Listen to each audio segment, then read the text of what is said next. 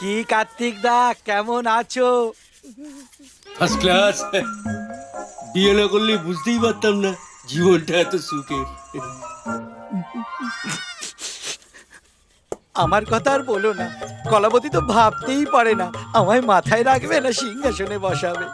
সারা দিন বাড়ির সব কাজ করে তারপরেও আমাকে কুটোটা নাড়তে দেয় না, জানো?